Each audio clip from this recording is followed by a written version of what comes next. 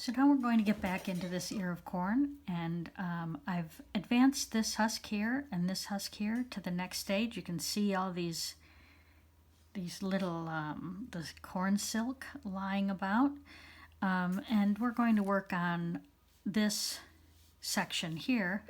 I've got 2 ears of corn that I'm working from that have been remarkably stable over the course of the last 6 months this year.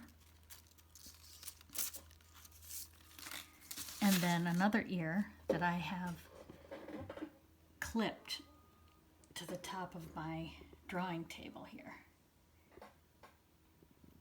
And that's the one that features this little twisted section here that is so interesting that we wanted to include in this painting. So I'm going to take a little bit of mineral violet, and I'm going to sort of lay out the veins that are included in these little husks that are sticking out up here. I've got a very pointed Raphael brush, and I am using that 1 ear of corn as a subject.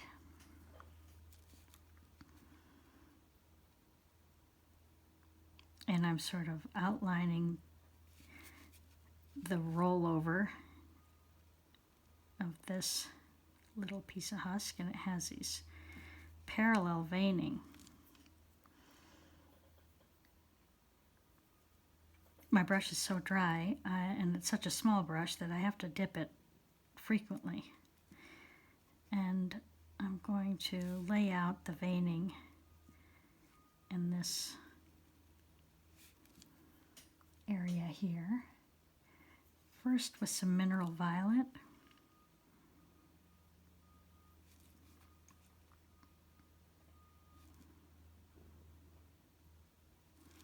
This kind of flattens out up here. It's like a little fried area where the husk has turned dark, almost black. And then I'm going to go back in there with some chromium oxide green mixed with just a little bit of that violet to dull it a little bit. It's quite dilute. And then I'm going to color this up a little bit. It's a very, very pale, cool green, so I'm not going to over darken it to start with.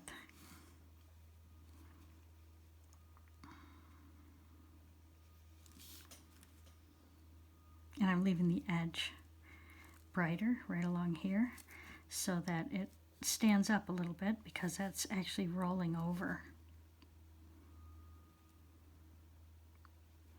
I've got the painting upside down, as you might be able to tell, because I can reach this a lot better when it's upside down.